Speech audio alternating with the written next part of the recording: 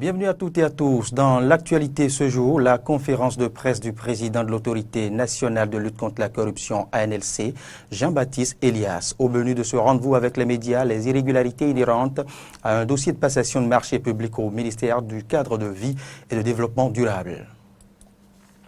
À suivre, le lancement de la quinzaine de la francophonie en prélude à la célébration de la Journée internationale de la francophonie qui se tiendra le 20 mars prochain. L'événement a connu la présence des cadres de l'Organisation internationale de la francophonie, des membres du gouvernement et de certains représentants des corps diplomatiques et consulaires.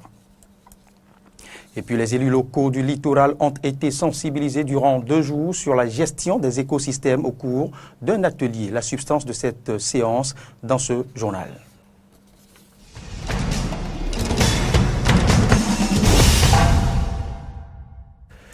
Merci de nous préférer pour vous informer. Saisi par correspondance en date du 20 décembre 2017 sur de graves dysfonctionnements au niveau de l'acquisition de 23 véhicules pick-up et 84 motos d'intervention, j'y arrive, et d'un lot de pièces de réchange pour un montant d'environ 1 milliard de francs CFA, ceci au profit du ministère du cadre de vie et de développement durable. L'Autorité nationale de lutte contre la corruption a entrepris des investigations qui a révélé de nombreuses irrégularités dans un dossier de passation de marché public. Je vous en parlais au sommaire. Face à la presse ce jeudi, Jean-Baptiste Elias, le président de l'ANLC, a tenu à informer l'opinion publique sur ce dossier. Suivez ici le reportage de Carlo François et de Fréjus Fiossi.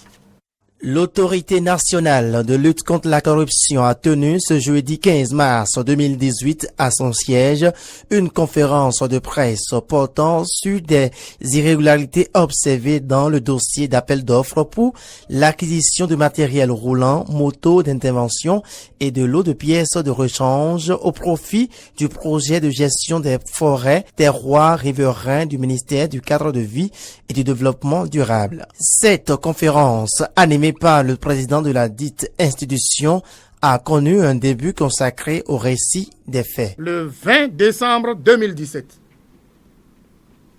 nous avons reçu à l'Autorité nationale de lutte contre la corruption une lettre nous annonçant qu'il y a des graves dysfonctionnements au niveau d'un projet pour l'acquisition des produits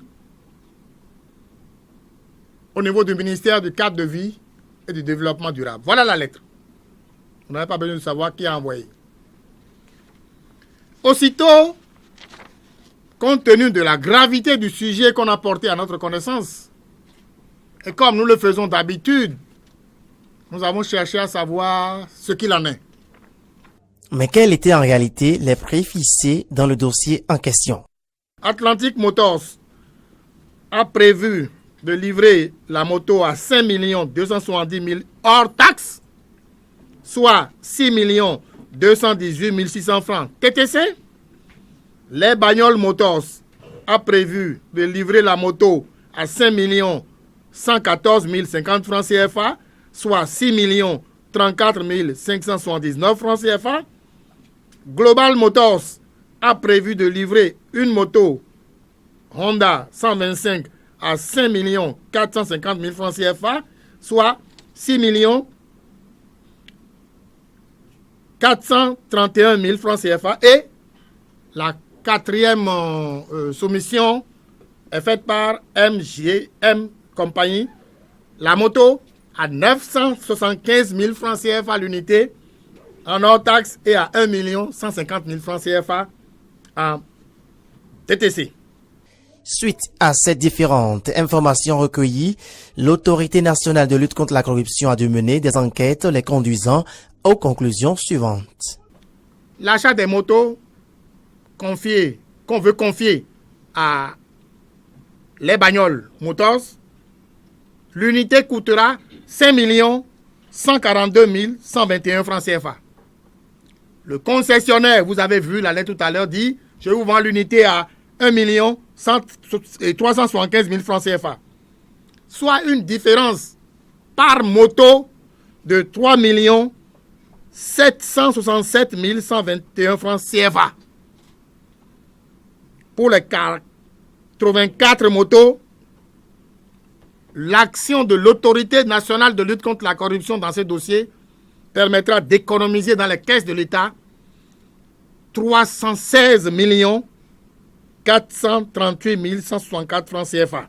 Faisant partie de ses prérogatives, l'autorité nationale de lutte contre la corruption, à travers la décision issue de son assemblée plénière, entend saisir le procureur de la République pour engager la procédure d'annulation du dit marché. Dans un tout autre chapitre maintenant, la journée internationale de la francophonie est célébrée le 20 mars de chaque année pour marquer l'édition de cette année 2018 comme convenu depuis 1999. La quinzaine de la francophonie a été lancée en présence des cadres de l'OIF, entendez, Organisation internationale de la francophonie, et certains membres du gouvernement et des représentants des corps diplomatiques et consulaires. Le reportage est signé de Roland Torinques et de Denis Marouya. En prélude à la journée internationale de la francophonie célébrée le 20 mars de chaque année, la quinzaine de la francophonie a été officiellement lancée ce jeudi à la salle Fleuve Jaune du ministère des Affaires étrangères et de la coopération. Représentants des corps consulaires et diplomatiques, représentants d'organisations internationales, de l'Organisation internationale de la francophonie, cadres à divers niveaux et représentants du gouvernement ont pris part à cette cérémonie. Cette cérémonie de retrouvailles, à quelques jours du 20 mars, date retenue pour la Journée internationale de la francophonie, est une tradition et nous en sommes à notre 11e édition. Merci aux membres du comité préparatoire, surtout ceux qui sont restés dans l'ombre, mais qui ont été très efficaces. Adolphe Bachavi, secrétaire général de la Commission nationale permanente de la francophonie, a également remercié les organisations internationales, les représentations diplomatiques et les personnalités qui ont accompagné cet événement. Au cours de cette cérémonie, un message de Michael Jean, secrétaire général de l'Organisation internationale de la francophonie, a été présenté. Elle appelle les francophones à saisir l'occasion de cette journée pour réaffirmer avec vigueur et détermination leur volonté d'agir toujours plus et toujours mieux, ensemble au nom de l'idéal qui nous unit. Aurélien Agbenossi, ministre des Affaires étrangères et de la coopération, perçoit cette journée internationale de la francophonie comme un devoir de mémoire et un moment de bilan. Comme un devoir de mémoire, la journée internationale de la francophonie est un moment de retrouvailles et de réflexion qui nous permet de renouveler notre attachement aux valeurs humanistes chères à la grande famille francophone du monde. Ce sont ces valeurs qui font de notre espace, l'espace francophone, un lieu de convergence, de promotion de la paix, des droits de l'homme et de la liberté, un cadre de mutualisation des pratiques économiques pour faire face aux grands enjeux et défis du développement durable. Cette célébration constitue également un moment de bilan de la coopération entre nos pays et l'Organisation internationale de la francophonie. Il a par ailleurs rappelé les domaines dans lesquels la francophonie intervient au Bénin et les nombreuses actions prévues dans le programme d'action du gouvernement qui cadre avec les objectifs de l'OIF. Pour cette quinzaine de la francophonie, 18 manifestations scientifiques, culturelles, sportives et des activités de promotion de l'excellence et de la langue française sont prévues. Ces manifestations se dérouleront dans plusieurs villes du Bénin dont Cotonou, Porto-Novo, Parakou et Abomey-Calavi. Restons avec la même équipe de reportage pour dire que les élus locaux du littoral ont été sensibilisés durant 2 jours sur la gestion des écosystèmes au cours d'un atelier. Après les travaux de cet atelier, ces élus locaux procéderont à la création d'une alliance des élus du littoral. Suivez le compte rendu. Les travaux de l'atelier de sensibilisation des élus locaux du littoral sur la Convention d'Abidjan et ses protocoles additionnels se tient à l'Infosec les 15 et 16 mars 2017. Les océans disposent de divers et variés écosystèmes qui sont aujourd'hui menacés. Ils urgent de renforcer les actions de sauvegarde en vue d'une gestion durable de ces océans, dira Faustine Corvis-Tinzogan, point focal de la Convention d'Abidjan au ministère du Cadre de vie et du Développement durable. Les thématiques qui seront abordées lors des travaux de cet atelier montre qu'il est important à plus d'un titre. En ce qui concerne les résultats attendus, leur mise en œuvre contribuera, j'en suis sûr, à la gestion durable des océans et des risques côtiers au Bénin. Pour Philippe Zoumenou, représentant du directeur général de l'environnement et du climat, le présent atelier porte sur un sujet de grande importance car la zone côtière est une zone de grand potentiel économique, touristique et de développement de notre pays. Cette zone nécessite une attention particulière parce qu'elle est exposée à plusieurs facteurs dont les pollutions, les aléas climatiques et les pressions sur l'écosystème marin. Le présent atelier constitue un jalon décisif pour le Bénin dans sa volonté d'affronter avec succès les questions relatives à la gestion durable de nos côtes. Cet atelier contribuera à la mise en œuvre de bases institutionnelles pour l'établissement des règles communes de gestion de la zone côtière et marine de notre pays. Je suis convaincu que les objectifs visés seront atteints au terme de notre rencontre à travers l'amélioration de la compréhension des enjeux liés à la gouvernance de l'environnement marin et côtier. Cet atelier permettra également de mettre en place un comité d'initiative pour la création de l'Alliance nationale des élus du littoral, ANEL, de sensibiliser les élus du littoral sur les enjeux liés à la gestion de la zone côtière au niveau de chaque commune et de prendre des engagements mutuels sur les mesures pour la prévention et la réduction des risques côtiers. Et nous changeons à nouveau de chapitre suite à la rencontre de négociation des centrales et confédérations syndicales et les membres du gouvernement le mardi 13 mars 2018. Les secrétaires généraux des syndicats ont confié à leur base ce mercredi 14 mars 2018 que la rétrocession des défalcations opérées sur les différents salaires pour fait de grève est une question préjudicielle à la reprise du travail dans l'administration publique. Cette position n'est pas du goût du gouvernement pour qui cette condition préjudicielle n'est pas un droit. Le gouvernement fait savoir sa position à travers une déclaration de presse dans la matinée de ce jeudi 15 mars 2018 que je vous invite ici à suivre. C'est avec beaucoup d'espoir, d'ouverture d'esprit et de flexibilité que les négociations ont repris sans préalable le mardi 13 mars avec 6 des centrales et confédérations syndicales. Des avancées significatives ont été présentées et enregistrées sur la plateforme revendicative des syndicats, notamment dans le secteur de l'éducation. En effet, le gouvernement s'est engagé pour la signature de 6 arrêtés d'application du statut particulier des enseignants et a même consenti à augmenter le montant de la prime de craie ainsi que celui des indemnités de documentation. Concession appréciée par les partenaires sociaux. Ce, malgré les besoins d'investissement au profit de toutes les couches sociales du pays, particulièrement les plus vulnérables. Pour l'application des 10 arrêtés, c'est plus d'1 milliard de francs CFA en 2018 et 1,5 milliard en 2019 qui seront débloqués. Les salaires du mois de février des agents permanents de l'État, des agents contractuels de l'État et des vacataires sont payés. D'autres progrès ont été réalisés dans les secteurs de la santé et de l'éducation sur la liste des revendications des partenaires sociaux. Pour permettre la levée des motions de grève, il nous a paru utile de rédiger un relevé de conclusion de nos discussions. C'est alors qu'à notre grande surprise, les secrétaires généraux des centrales et confédérations syndicales ont indiqué hier, mercredi 14 mars, que la rétrocession des défalcations opérées sur salaire pour faire de grève est une question préjudicielle à la reprise du travail dans les administrations publiques. Cette position est surprenante quand on ne peut faire d'une condition préjudicielle ce qui n'est pas un droit. Cependant, la délégation gouvernementale a proposé aux partenaires sociaux qu'elle soumettra au Conseil des ministres cette requête sur les défalcations une fois la reprise du travail constatée. Ainsi, espérons-nous que les responsables syndicaux reviendront dans les tout prochains jours à de meilleurs sentiments et que les négociations pourront reprendre. Le gouvernement, convaincu que seul le dialogue permettra de satisfaire les différentes revendications, les y invite instamment et rassure les populations que sa main tendue et sa bonne foi ne souffrent d'aucune ambiguïté. C'est pourquoi le gouvernement, par ma voix, lance un appel solennel, républicain et patriotique à tous les travailleurs du Bénin en grève afin qu'ils reprennent le travail dans l'intérêt supérieur de la nation. Du haut de cette tribune, j'invite également les écoliers, les élèves, les étudiants à reprendre le chemin des classes. Et j'appelle les parents d'élèves à les accompagner dans ce sens.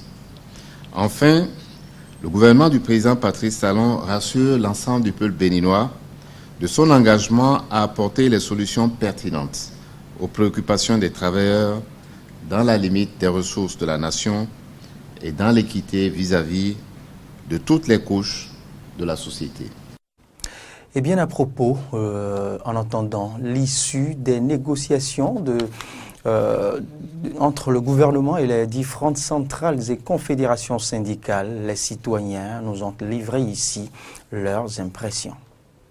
Négociation, j'espère bien que les deux parties s'entendent pour que les élèves, parce que bientôt les examens s'approchent et l'avenir des enfants est en jeu.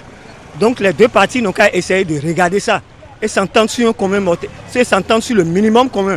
Il ne faut pas que les enseignants exigent de trop. S'ils exigent de trop, ce n'est pas bon. Ils n'ont qu'à regarder l'avenir des enfants. Bientôt, les examens vont commencer. Les enfants, avant d'aller à l'examen, ils font des TD. Donc il y a tout ça. Tous les parents n'ont pas l'argent pour faire des TD, pour payer des TD aux enfants. Donc il y a d'autres qui font des recherches personnelles avant d'aller à l'examen. Donc les enseignants n'ont qu'à comprendre et voir dans leurs exigences qu'ils ne peuvent pas tout avoir de façon radicale. De cette rencontre gouvernement syndicaliste, et je crois quand même que chacun doit mettre un peu de l'eau dans son vin. Et que les gens puissent reconnaître que dans un pays, il faut un gouvernant et des gouvernés. Vous comprenez? J'ai constaté entre-temps que les syndicalistes veulent évoluer dans un certain jusqu'au-boutisme. Ils en font un peu de trop, qui m'excusent de ce terme-là, et qui pensent aux enfants. Il faut qu'on sauve la République. Nous devons sauver la République et l'année scolaire. Apparemment, ça va marcher parce que le gouvernement et la centrale syndicale, c'est bien des parents. Nous avons constaté avec courage que la négociation va bon train et l'année ne serait pas blanchie. Je félicite le gouvernement pour quand même cette dernière apparemment rencontre et qui est en train de sortir le Bénin de la difficulté. Néanmoins, dans l'avenir, il faudrait que la centrale syndicale quand même s'organise. On ne doit pas chaque fois au mois d'octobre blanchir toujours des revendications comme des irresponsables. Même si on règle ceci cette année, l'année prochaine c'est autre revendication, etc. etc. J'apprécie aussi le gouvernement d'avoir tenu la séance avec eux. Donc, et ce que je vois par rapport à ça, et les syndicats aussi n'ont qu'à amener la balle à terre. Si nous sommes tous les Béninois, nos enfants qui vont à l'école, c'est parce qu'on veut un avenir meilleur à nos enfants. Si les grèves vont continuer jusqu'à ce niveau, encore continuer, on aura un Bénin faible. Sinon, une journée laissée sans travailler, c'est des milliards que nous perdons dans le pays. Et nous remontons maintenant au début de cette semaine. 4 ans de prison ferme pour les distributeurs de faux médicaments et une amende de 100 millions de francs CFA. C'est le verdict rendu par le tribunal de première instance de Cotonou qui a condamné ce mardi les principaux acteurs du secteur pharmaceutique au Bénin. L'intersyndicale des pharmaciens réagit suite au verdict prononcé par le tribunal de Cotonou relatif aux médicaments, aux faux médicaments. Selon elle, l'intersyndicale bien évidemment, les responsabilités doivent être partagées entre l'État et ses grossistes. Suivant Lovis Koupé-Mendy, il est porte-parole de l'intersyndicale des pharmaciens du Bénin. Nous, pharmaciens du Bénin, réunis à Cotonou en Assemblée générale, sommes surpris du verdict. À l'audience du mardi 6 mars, il n'a jamais été démontré que les médicaments incriminés, qui par ailleurs disposent d'une autorisation de mise sur le marché, ont été falsifiés. La preuve en est qu'à la date d'aujourd'hui, les produits n'ont pas été rappelés des pharmacies et formations sanitaires et les autorisations de mise sur le marché n'ont pas été suspendues. Ce manquement aux procédures d'importation des produits de santé aurait pu être relevé par les services d'inspection de la direction de la pharmacie et sanctionné par la Chambre de discipline de l'ordre des pharmaciens. Malheureusement, la direction de la pharmacie est depuis des années défaillante et la chambre de discipline quasi inexistante. Il s'agit alors d'une responsabilité partagée entre les structures de contrôle de l'État et les grossistes répartiteurs mis en cause. Et cette question de condamnation des principaux acteurs du secteur pharmaceutique du Bénin impliqués dans ce dossier de faux médicaments, eh bien, fait réagir certains citoyens béninois. Ils sont au micro de Horacia Djodji et de Damien Pedro. Moi, j'ai été au palais de la justice hier et j'ai suivi le procès. Vraiment, j'étais content et c'est une bonne chose. C'est hier, moi, je me suis rendu compte qu'il n'y a pas la pharmacie au Bénin. Au bord de la voie, comme la pharmacie, c'est les mêmes.